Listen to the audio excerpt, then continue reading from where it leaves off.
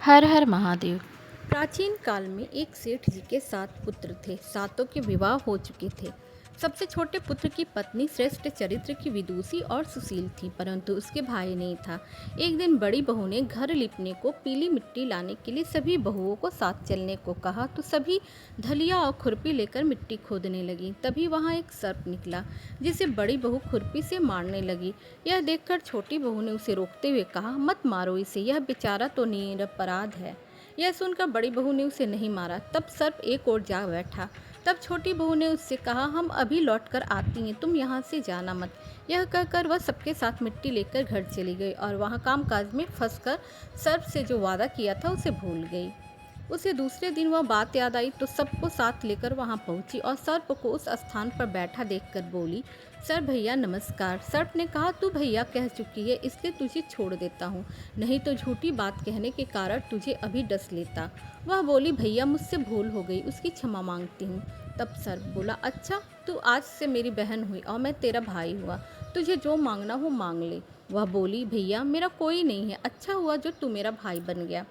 कुछ दिन व्यतीत होने पर वह सर्प मनुष्य का रूप रखकर उसके घर आया और बोला कि मेरी बहन को भेज दो। सबने कहा कि इसके तो कोई भाई नहीं था, तो वह बोला, मैं दूर के रिश्ते में इसका भाई हूँ, बचपन में ही बाहर चला गया था। उसके विश्वास दिलाने पर घर के लोगों ने छोटी को उसके साथ भेज दिया। उसने मार्ग में बताया कि मैं वही सर्प हूँ, इसलिए तू डरना नहीं और जहाँ चलने में कठिनाई हो वहाँ मेरी पूँछ पकड़ लेना। उसने कहे अनुसार ही किया। इस प्रकार वह उसके घर पहुँच गई। वहाँ के धन ऐश्वर्य को देखकर वह चकित हो गई। एक दिन सर्प की माता ने उससे कहा, मैं एक काम से बाहर जा रही हूँ, तू अपने भाई को ठंडा दूध पिला देना। उसे यह बात ध्यान न रही और उससे गर्म दूध पिला दिया, जिसमें उसका मुख बेतरह जल गया। यह देखकर सर्प की माता बहुत क्रोधित हुई, परंतु सर्प के समझाने पर शांत हो गई। तब सर्प ने कहा कि बहन को अब उसके घर भेज देना चाहिए। तब सर्प और उसके पिता ने उसे बहुत सा सोना, चांदी, जवाहरात, वस्त्र, भूषण आदि देकर उसके घर पहुंचा दिया। इतना ढेर सारा धन देखकर बड़ी बहू ने एशिया से कहा, भाई तो बड़ा धनवान है, तुझे तो उससे और भी धन लाना चाहिए था। सर्प ने यह वचन सुना तो सब वस्तुएं सोने की लाकर दे दी। यह देखकर बड़ी बहू ने कहा, इन्हें झाड़ने की झाड़ू भी सोने की ही होनी चाहिए। तब सर्प ने झाड़ू भी सोने की लाकर दे दी। सर्प ने छोटी बहू को हीरा मणियों का एक अद्भुत हार दिया था। उसकी प्रशंसा उस देश की रानी ने भी सुनी और वह राजा से बोली कि सेठ की छोटी बहू का हार यहाँ आना चाहिए। राजा ने मंत्री को हुक्म दिया कि उससे वह हार लेकर शीघ्र उपस्थित हो। मंत्री ने सेठ जी से जाकर कहा कि महारानी जी छोटी बहू का हार पहनेंगी, वह उससे लेकर मुझे दे दो। सेठ जी ने डर के कारण छोटी बहू से हार मांगकर दे दिया। छोटी बहू को यह बात बहुत बुरी लगी। उसने अपने सर्प भाई को याद किया और आने पर प्रार्थना की, भैया रानी ने हार छीन लिया है, तुम कुछ ऐसा करो कि जब वह हार उसके गले में रहे तब तक के लिए सर्प बन जाए और जब वह मुझे लौटा दे तब हीरो और मणियों का हो जाए।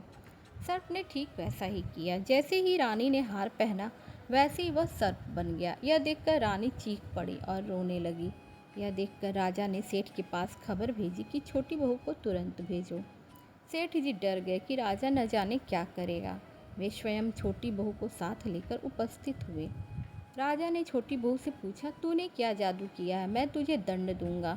छोटी बहू बोली, राजन धृष्टता क्षमा कीजिए, यह हार ही ऐसा है कि मेरे गले में हीरो और मणियों का रहता है और दूसरे के गले में सर्प बन जाता है।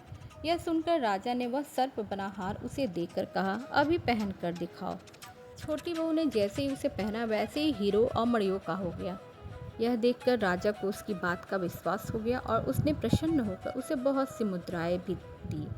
छोटी बहू वह अपने हार और इन सहित पर लौट आई। उसके धन को देखकर बड़ी बहू ने ईर्ष्या के कारण उसके पति को सिखाया कि छोटी बहू के पास कहीं से धन आया है।